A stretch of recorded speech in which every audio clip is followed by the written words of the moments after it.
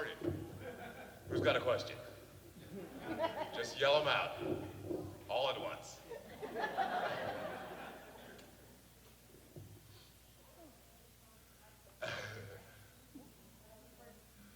So anyone with a question, just come up to the mic and then we can save time on the commute. Testing. Oh, cool. Okay, so this one's from my mom. She was so excited Hi. that you were going to be here. And Hi. Oh my goodness. Hi. That's how we usually start with the She greeting. wanted to know. Hi. Your name is? Lillian. Hi, Lillian. Nice to meet you. Nice to meet you. So what is your newest project? Are you directing? Is there any hope for another SG-1? Just want your thoughts on that. What? No, I'm kidding, Lillian. Well, what I can say is there might be some Stargate news coming very shortly that you might like. That's all I can say. Do you do any directing?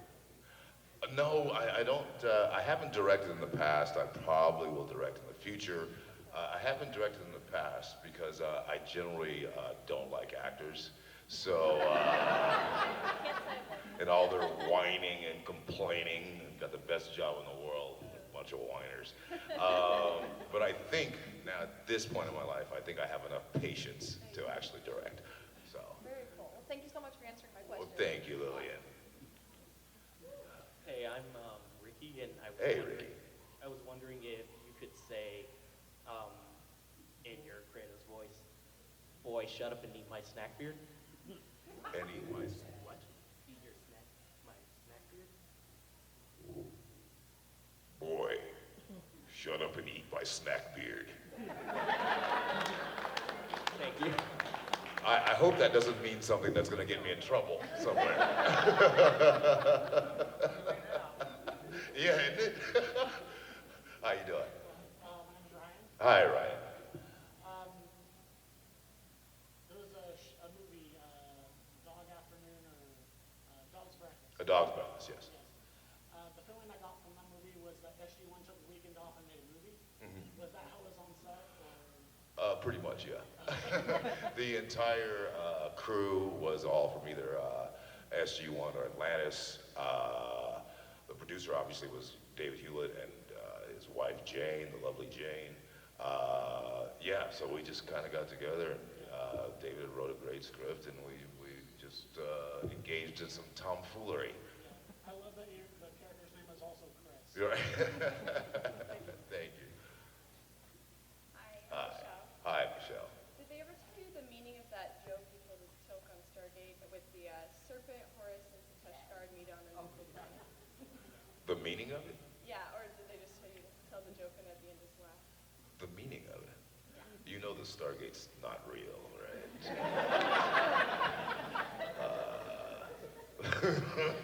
Was there any hidden meaning to it? Yeah, or like nobody else laughed.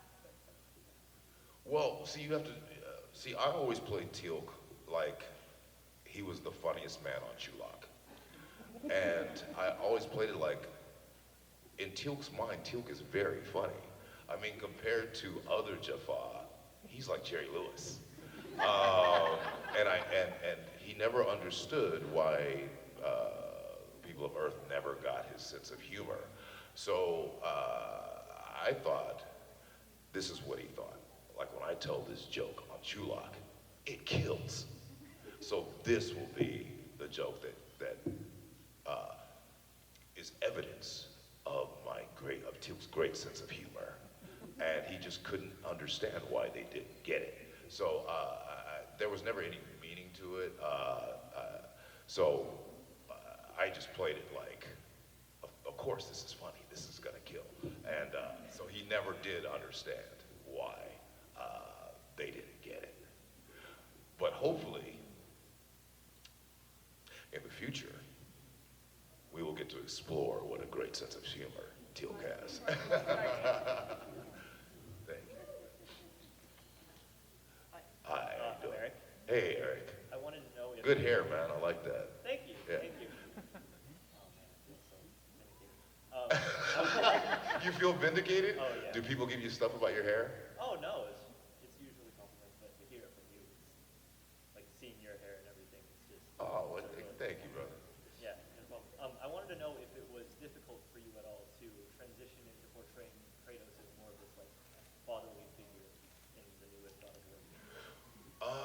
Did everybody hear that question? No. Did you want to? Yeah, sorry. I wanted to know if it was difficult for you at all to transition into portraying Kratos as more of this fatherly figure in the newest God of War. I think it just came along at the right time in my life. And I guess when you're young-ish, because I wasn't young when Stargate started, but I was young-ish.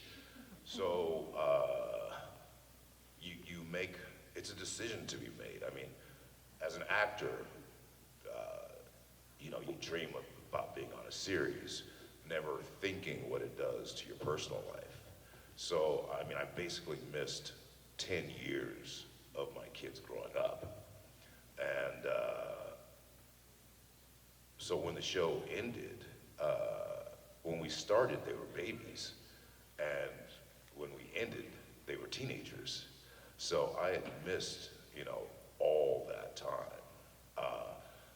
So I was in a very reflective and contemplative time in my life where not only as a dad, but career-wise, like, should I, finally just eat bonbons and become a character actor? And then I thought, well, you're not really that good of an actor. So I decided to kind of get in the best shape of my life and see if I could get one more kick at the can. And through that time, I was feeling a great deal of, because my children and my relationship has always been good, but as I got older, they acquired a certain understanding of why Daddy wasn't there a lot when they were young, and what the trade-off was. It provided them a lot of stuff, but that we would never get that time back.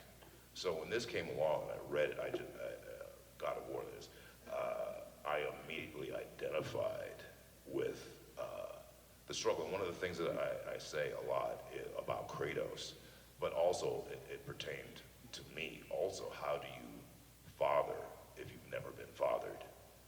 So I really related to the struggle he was going through, and to try to find some common ground to teach, but also to bond with his son. So the only thing I had to do was allow what I was already feeling to permeate the performance.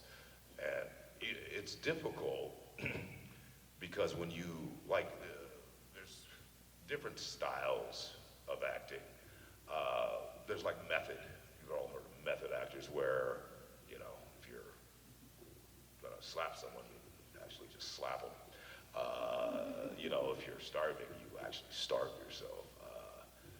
Whereas Olivier said, why not just try acting, dear boy? The most difficult thing is to use real substitutions. So when you have things like that, being a parent makes it easy to be an actor. If you choose to allow your real fears and insecurities about your children to invade your performances, but it's the most difficult stuff to let go of when they say cut. So I remember the first scene, one of the first scenes, maybe the first scene that we shot was, God, I hope I'm not giving you spoilers here, but come on, the game's been out since April 20th. One of the first scenes that we shot was Kratos retrieving the Blades of Chaos.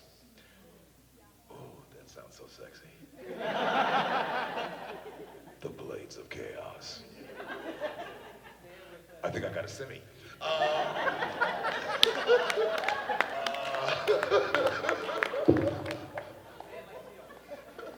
Wait, Hey, you're supposed to talk in this mic with that personality. God. So, we're rehearsing the scene. The scene's, really got some meat to it. And I went to Corey, the head honcho, the writer, the creative genius, the director. And I said, Corey, like I don't know how far to take this emotionally, because Kratos has never really shown a range of emotions other than mad and really mad. And he said, let it fly. So I made a decision that I was going to use my children as a substitution for Atreus, or for boy. And I mean, I was emotionally, I was crying during the scene. And so then when I was done with the scene, I was like, oh boy, this is probably too far to take Kratos. And I looked around and like the crew was crying. And so I thought, yeah, maybe we hit on something. So that's kind of what my performance was to me. It was an apology to my children. It was a love letter to my children. It was an explanation to my children about why a lot of things were the way they were when they were young, And it's great that the game did very well, and everyone seems to really like it and appreciate it. But the greatest thing for me personally is when I see all the tweets and what have you from parents that really identified with that struggle of how to bond with your children and how to teach them stuff, but also to forge a more meaningful relationship. So that's part of it for me. Thank you so much. Thank you, Daddy.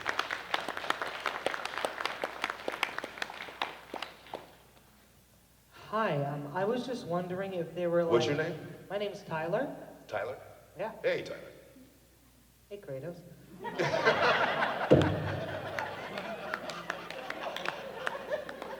You're flirting with me, aren't you?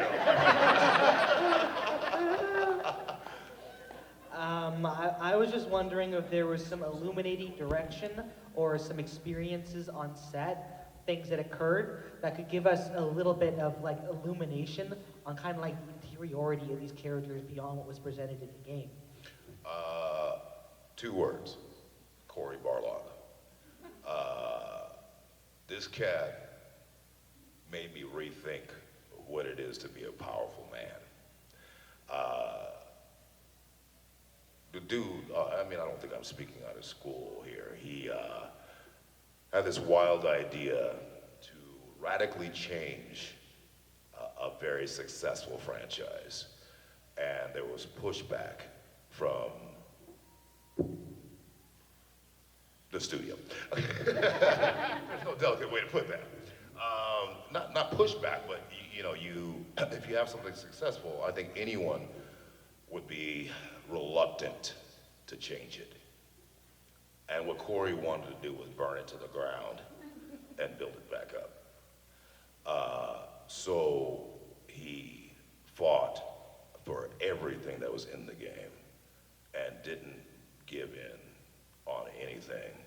But the way he captained the ship was inclusive, supportive, loving. There was no one whose idea was too small to consider. It was collaborative, and it really made me reassess what it is to be a man. It's not lording your power or strength or intellect or physicality over people. It's using it to help empower people. And everything about that game has, and my performance, has Corey Barlog's fingerprints all over it. So that is what the inside story of that game is. Corey Barlow. Thank you very much. Thank you. I wonder whose height that mic is set for. There was a really short woman in the last panel. Hello. Hey, My name is Miguel. Miguel, pleasure to meet you, brother. My question for you is, I did a little Google searching before the panel today, and I noticed that you weren't in a lot of other video games. Mhm. I was just wondering, since your performance in God of War and the game doing so well, does that bring any interest into going back into the video game market at all? No. No. I mean, honestly, once you're Kratos, where do you go from there? That's fair. I'm a criminal in Grand Theft Auto. The only, I did do something for Warcraft. That was for a shitload of money. I'm principled. I'm not stupid.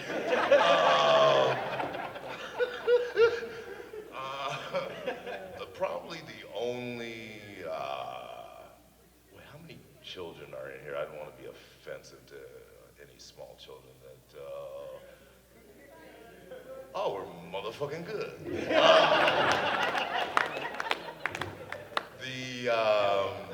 Unless it's a Stargate video game, which no, I haven't heard anything about. That's a lie.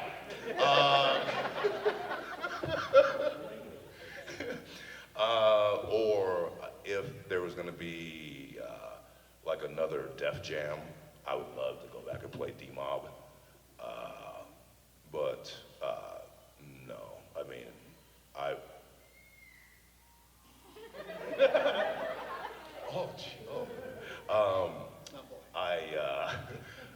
really have no. First of all, for me to even consider something, it would have to be written at the level that God of War was written. I don't have any faith that's going to happen. Good luck. So no, it truly, pretty much anything other than Kratos would be a step backwards, and I really don't want to do that. Okay. Thanks. Thank you, brother. Hello, Hello. my name is Kylie. Hi, Kylie. My question for you is, What's the story with your horn? oh, I was hugging a furry and it broke off. Fucking furries.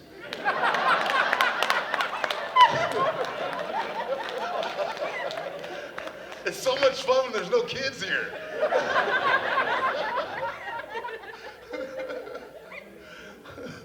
I'm sorry, honey, go ahead. That's funny.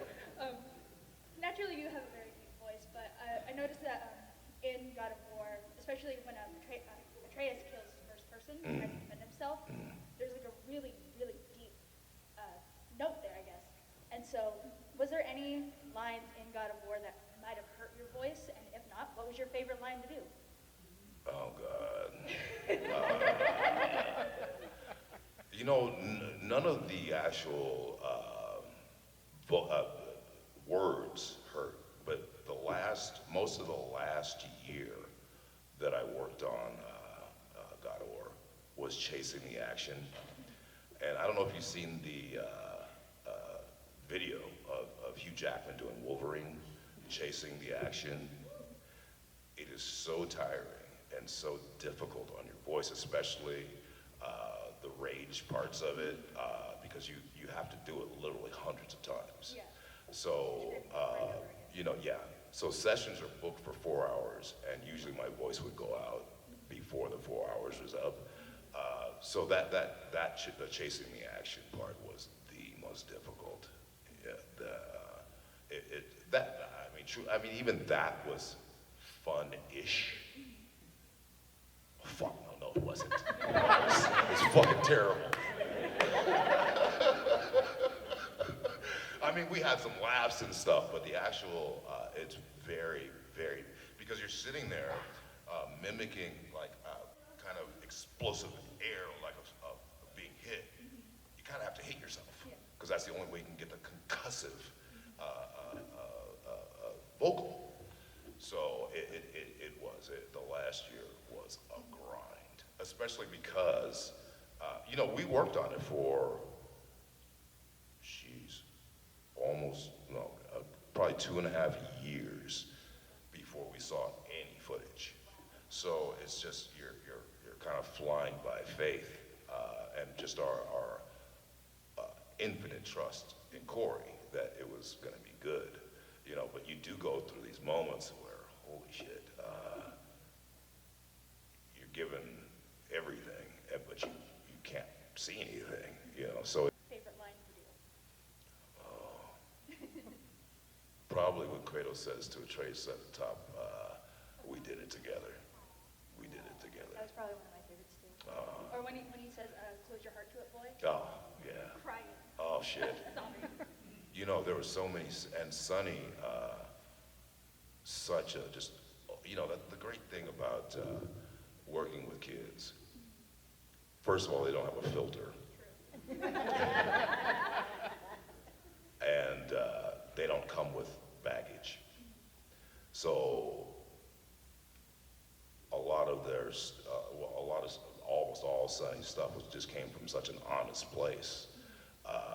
And it was just, I mean, we just dissolved into tears, like, because the relationship between Sonny and I think was also very important. We really had a really special relationship, and once again for me, it was almost like I got a chance to relive some years with my kids that I missed, you know, and we very much, I mean, he became like my son, you know, and so what you were seeing and feeling was also very real for us, so. Thank you so much. Thank you. Fucking furries. Hi, my name's Claire. Is Claire. Claire, how you doing, Claire? My question for you is, I know you played Teal'c in Stargate SG-1. In one of the seasons, when you and Richard Dean Anderson, in one of the episodes, you were trapped in a time loop. Yes, window of opportunity. Yeah. Yes. Was the scene where Hammond, when you guys are playing golf through the Stargate, when Hammond yells, "Colonel O'Neill," and O'Neill yells, "On my backswing," was that actually planned for the script? No, that was an ad lib from Rick, as was 90% of his performance for 8 years.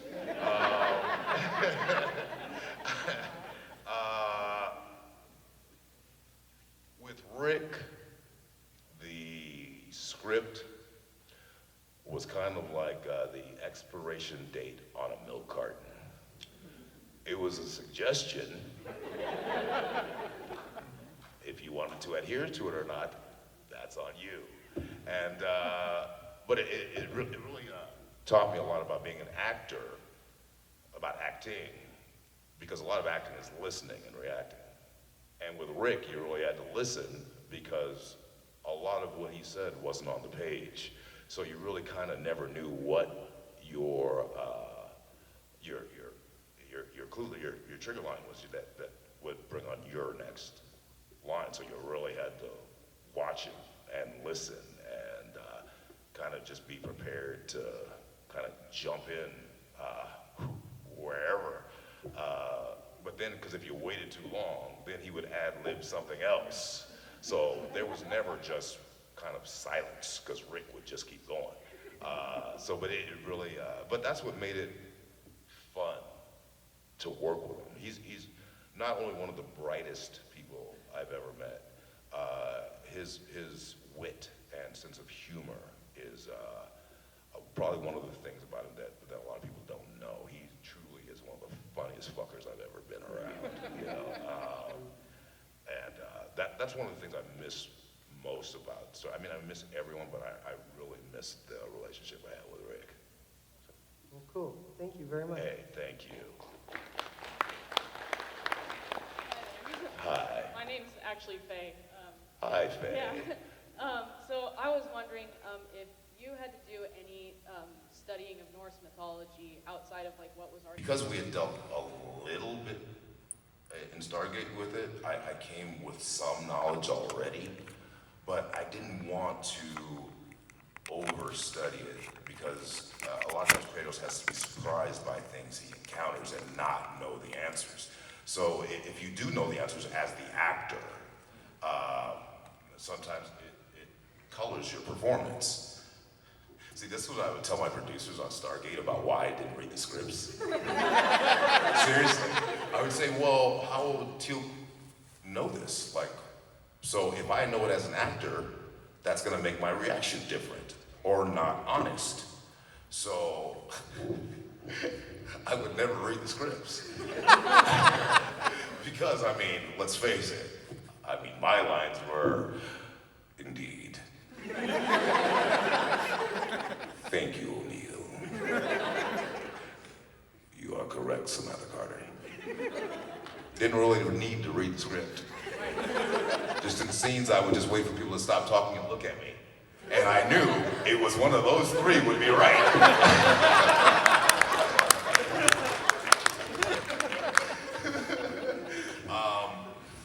But yeah, but the cool thing, I think it was 2 weeks before the game came out, Corey and I actually went to the fjords, and Sony flew over, I think it was 100 media influencers, game reviewers, and they built an actual village from the game in the fjords. So it was such an the beauty of it, the splendor, the magnificence. So I said, Corey, you didn't think about doing this trip before we started shooting the game, so we would actually kind of know what it would be like to be. So it was, but I'm kind of glad we didn't, because it would have been so in my mind about the grandeur of it. I didn't want it to take away from the relationship part of it. And then again, it had to be where Kratos wasn't over. I mean, this is the world he exists in. So I'm kind of glad that I didn't know it was the fjords. That's spelled F-J-O-R-D-S, which I didn't know. It's fjords. How is there not an I or an E in there? The fjords. No, but it was great. So we actually did like some real, I think there's a video of it on the thing, the internet. You really don't get to do. Yeah, not on purpose. So yeah, it was awesome. It was spectacular. I really enjoyed it. But I am glad that I didn't go there beforehand. Yeah. Thank you very much. Thank you. Hi again. Hello. And your name is? Felicia. Felicia, yes. Bye, Felicia. How many times? You must be sick of hearing that. Bye, Felicia. Yeah. And no matter what nationality you are, you still say it like you're black. Bye, Felicia. Wait, aren't you like... Like, bro. I've actually heard it ever since I was a kid, too. It was terrible. Wait, you heard bye, Felicia? Wait, when did people start saying it? Like, It's only a couple years ago. elementary school. Really? It's been My question for you, I didn't ask you this earlier because I was nervous as heck. Oh. I wanted to know how you felt, because Kratos, how did it feel to play as the newest version of him, because you're not the OG Kratos that everyone knows? I was scared as shit. With the excitement of getting the role came with, oh shit, what if I suck? So, yeah, there was, and then as we got, I guess the real, I didn't let it really play with my mind at all until the first E3 that they showed Kratos was actually alive. So, holy shit, I was nervous. And so when Kratos steps out of the shadows. Do you hear that rumbling? It's kind of fucking cool, isn't it? That's all I understand. Yeah, right. And then, like, when the crowd erupted, when they saw Kratos step out of the shadows, that's when it really hit me. Fuck, you better be good. Like, cause, like, I knew he was popular, but you never understand what certain characters mean to certain people. So I made the mistake of going on this fucking thing called the internet, just reading what some of the reactions were that Kratos was now gonna be a new guy. That didn't help my anxiety. If it makes you feel any better, I like you more than the OG one. Oh, but in all fairness to TC, I mean, he was great. Yeah. He was great, and he built this wonderful foundation that I was fortunate enough to springboard off of. So all respect and thanks to TC Carson, truly. Yeah. Bye, Felicia! Thank you. Hey, Brad. So, if all your characters met up in a bar, what do you think they would talk about?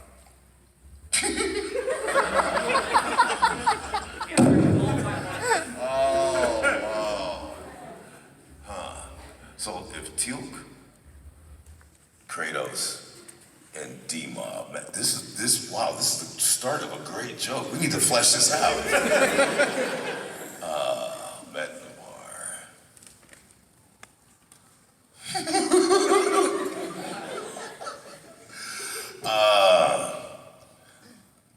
Teal'c would be like, so, did you indeed bed all those other gods? And D-Mob would be like, well, yeah, fool, that's what you do when you a player. I have no fucking idea what the fuck they're talking about. Talk about what kind of shaving cream they use on their head. Oh, that's not bad. Oh shit, they were all bald.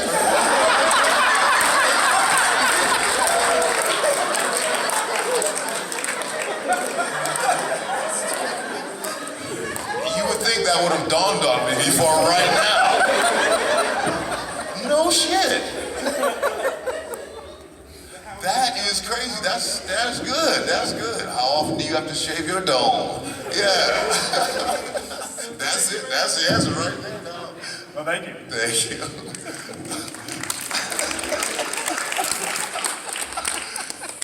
Oh, I love these panels of discovery. How you doing? Hi, I'm doing pretty well. And your name is? I'm Joey. Hey, Joey. I was wondering if... See, I remember you from the line, but no one else got to be. I was wondering if you had any funny stories you wanted to share from your time on SG-1. Oh, God. It was all a funny story. I mean, you know, we took seriously... No, we didn't. Okay. When we first started, this came from Richard Dean Anderson and Michael Greenberg, one of our producers and Rick's producing partner, said we're only going to do this as long as we're laughing. And we lived that every day on set.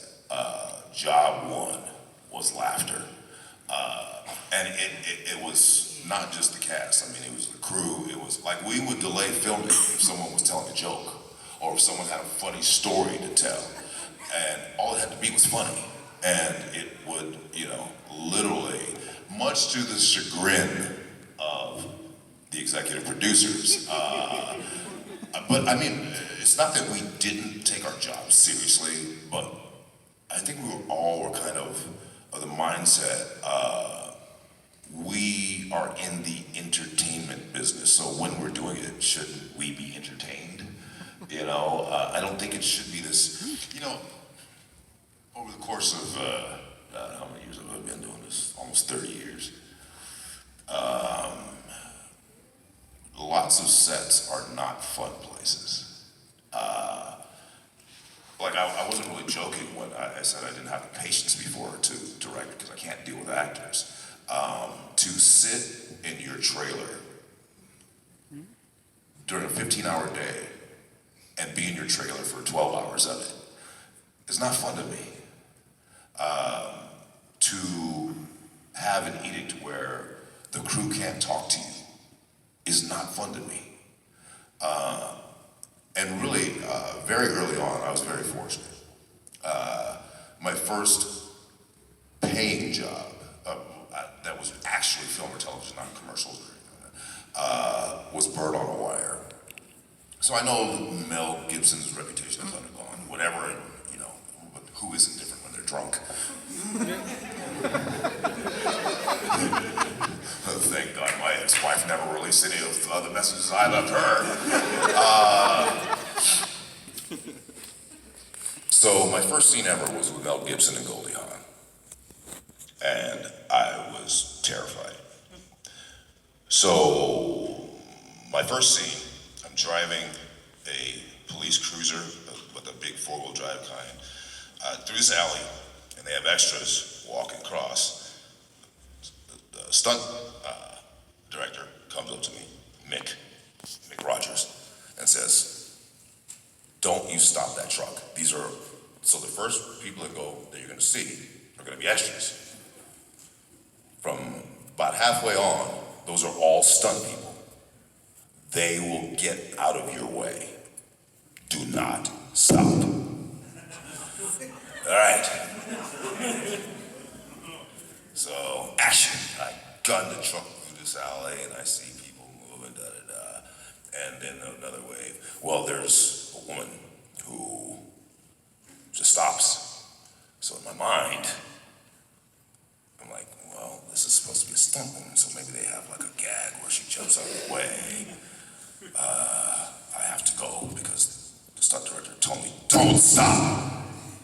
But then my regular, normal, rational mind is like, there's a woman stopped in front of you and you've got the truck forward. So I slam on the brakes. It wasn't a stunt woman. It was an extra who had not been told that there was going to be a truck barreling at her down an alley. So, you're clapping, but I was ruined. So now I'm just in a panic. I'm terrorized, but I've got to do it now again. So they now take me and introduce me to, so they said, once you see this person, those will all be stunt people afterwards. So it was. So I pulled, and now also I have to do stunt driving.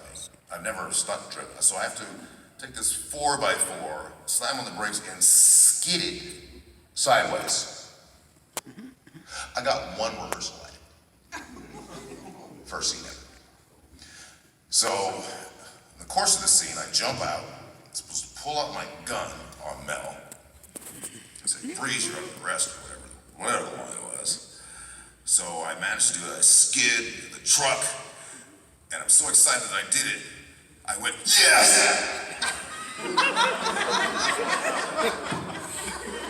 Cut. So, we have to go again. Chris, please don't yell. Yes. Okay. Next take, I get out, fumble the gun, and I say, put your hands on the blackboard. You're written up. Screw up the line. Cut. And so it takes me like 9 takes to do it. All right, so we move on. The next scene we do is where I'm going to handcuff Mel. He kicks me in the chest, onto a table. The table explodes, that's the gag. All right, Chris, now everyone sitting at the table is a stunt person. So when you hit this table, it's gonna shatter. All right, so we got back pads, we got padding on the ground, we're gonna show you how it works. So my stunt double, who I'm not sure why they weren't using for this, shows me what's gonna happen. Oh, okay, I can do that. Cool. So we do it.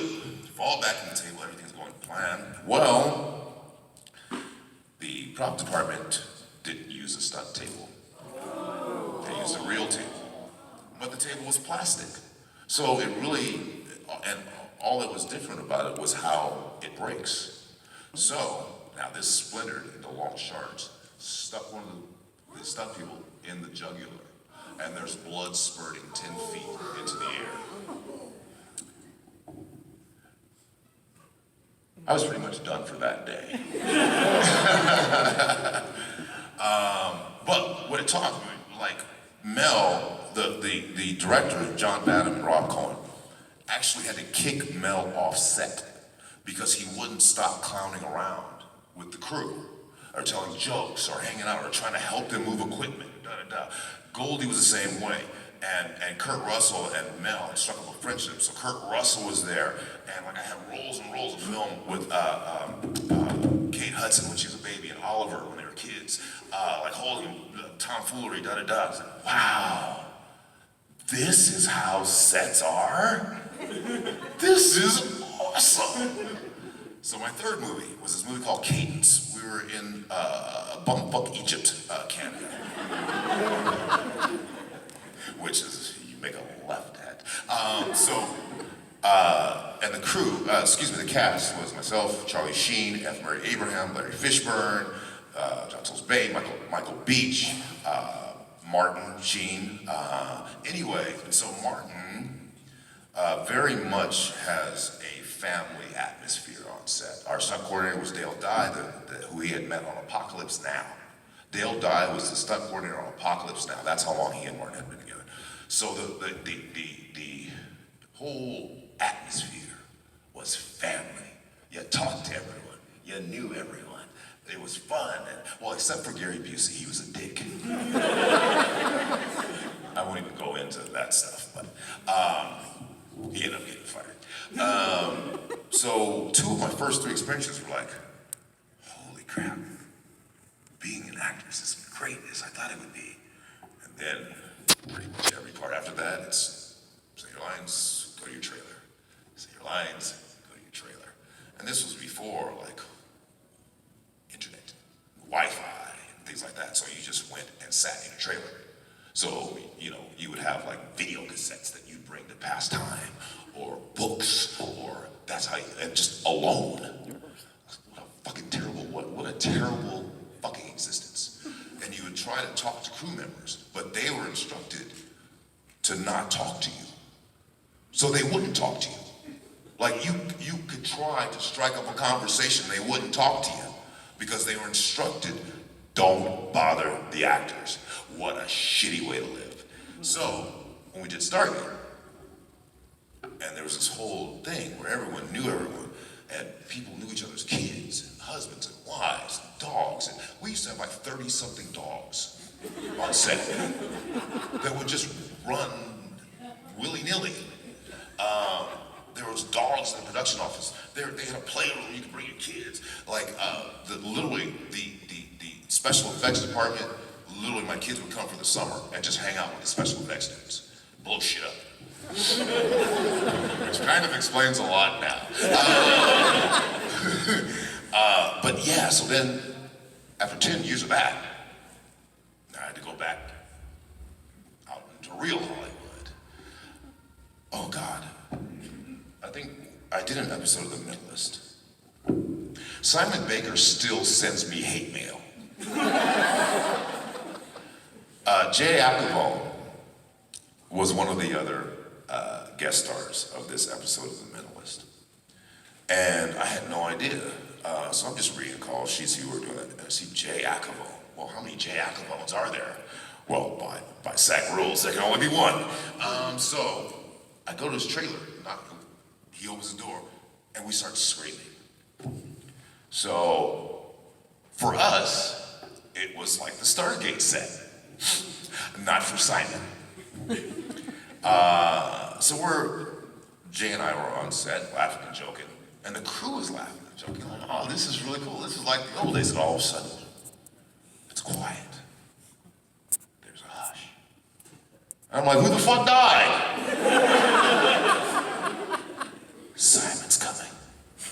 So fucking what? He likes it quiet. Why? Well, he likes to get into character and he doesn't like distractions. What's distracting about people talking? Shh.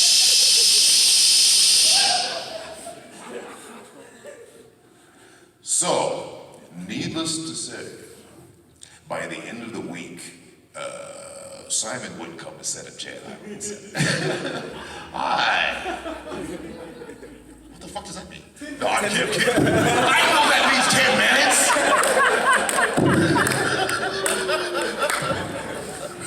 minutes. So I'm bound and determined that any set that I'm on from here on is going to be fun and collaborative. It's going to be laughter and farting and all kinds of stuff. In fact, God of War, one of the first days, because there was pressure dripping off the fucking studio walls. I said, hey, look, anyone who doesn't want to be here, get the fuck out. Anyone who doesn't want to laugh and have a good time, get the fuck out. Anyone who whispers, get the fuck out. And from that day on, like, we had a great time. We really did. Every day, no matter how heavy the scenes were, we laughed about something. And as far as that's the only way I will ever work again. I have no idea if that answered your question. Thank you, brother. How you doing? Hi. See there, look, there you go. Hello. It's such an honor to meet you, Mr. Teal'c.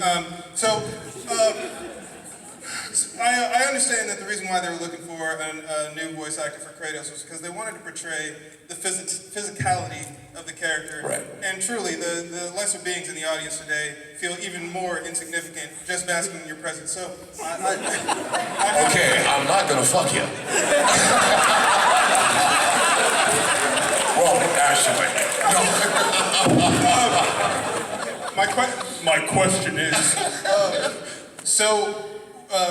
they wanted to capture both the voice and the motion capture at the same time. Did you do any of the combat moves in the game? If not, what was the most physically demanding thing you did in your performance? I didn't do any of the combat because they wouldn't let me. None of the wild flying around and stuff. I'm sure there were like stuntmen, but yeah. I'm not gonna read the credits because fuck I look like. Dude, we should have an act, motherfucker. We have this money. Shit. I got the mic, that strings on me, motherfucker. Thank you. So no, there was, oh my God, forgive me, I forgot his name. But he was fantastic. But some of the stuff with the stranger, we actually did that practically, which means Jeremy and I actually did that. We did as much stuff as we could physically do. And then like the wild stuff they brought. But I went through the walking part of it. Bruno, oh God, I love Bruno. He was the one who really taught me the Kratos swagger. And it was something that I had to practice. You're not allowed to show us. They told us we can't ask you to show us the Kratos swagger. That's something you guys want to see, right? No, there's like these the motherfucker's just so butch. You know what I mean? Like the way he walks it was a different walk. So I actually put on probably about 15 pounds of muscle because I wanted to feel like Kratos, I wanted to walk like Kratos, I wanted to have his carriage, and it was like, this motherfucker got a big old dick.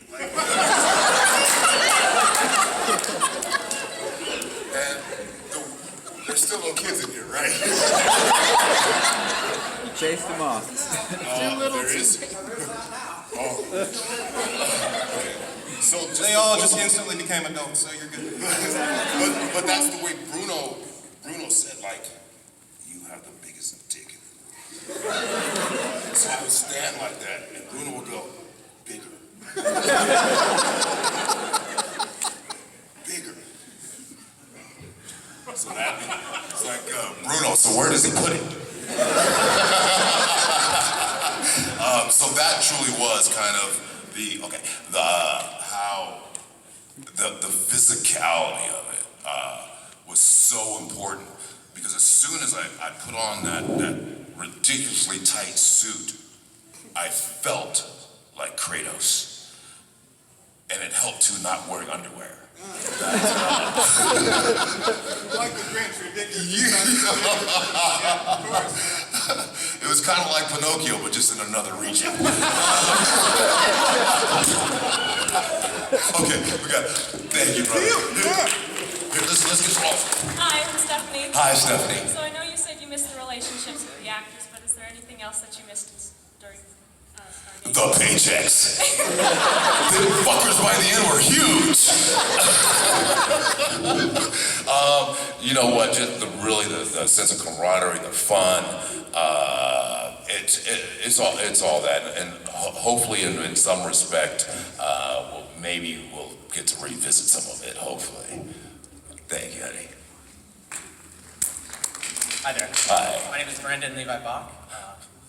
BLB. Yes, exactly. Several years ago, I lost the vast majority of my memory, and it was like really rough for me. And somehow I found Stargate, and it was like it just changed me forever. So I just wanted to say thank you very much for spending all that effort into your character. It really meant a lot to me. Oh, Brendan, thank you, brother. Cheers, man. I do have a question though. Did you forget it? You just lost your fucking memory again? Hey, irony. What does the shirt mean to you? Shirt you're wearing? It means everything, man. I have a 13-year-old daughter who is, she has Asperger's. She's going through body dysmorphia. And I want to show her, I want to show every kid, I want to show every adult who's going through whatever the fuck that you are loved, you are supported, and we have a voice together.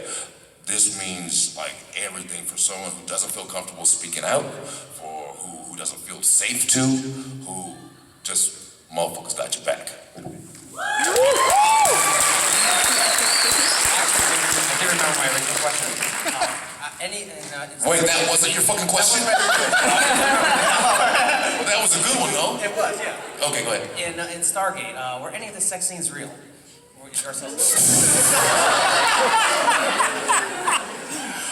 Not as far as I know.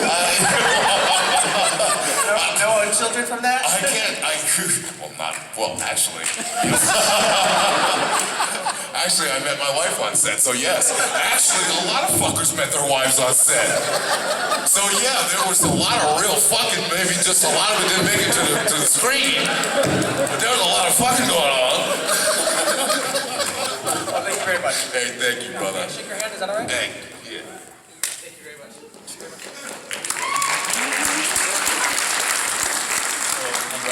I'm Brian. Brian, how you doing, Brian?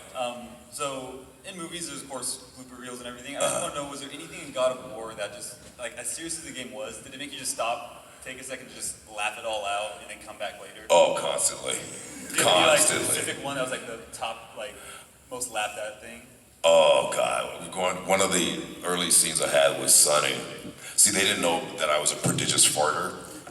And so it's a really, and Sonny, you know, he had a shitload of dialogue. And back then he was 10, I think, when we started. That fucker's like 15 now. Like 14 or 15, like seriously.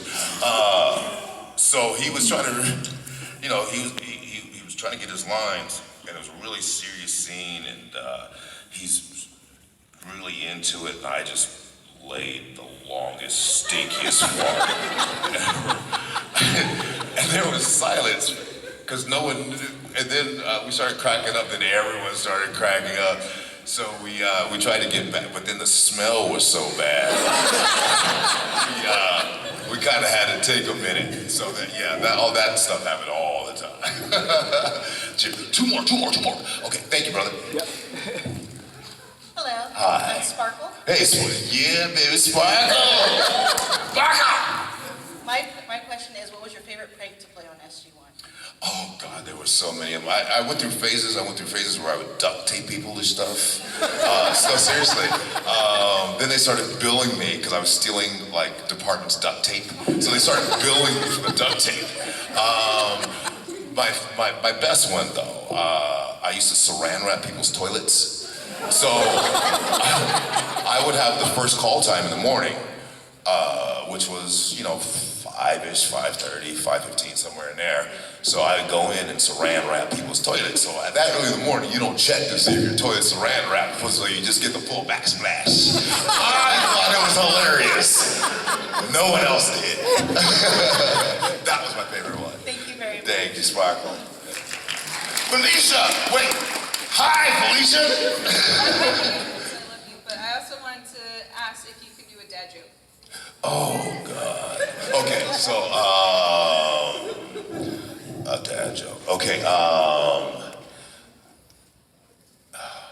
I do not enjoy taking the stairs. Why? Because they are always up to something.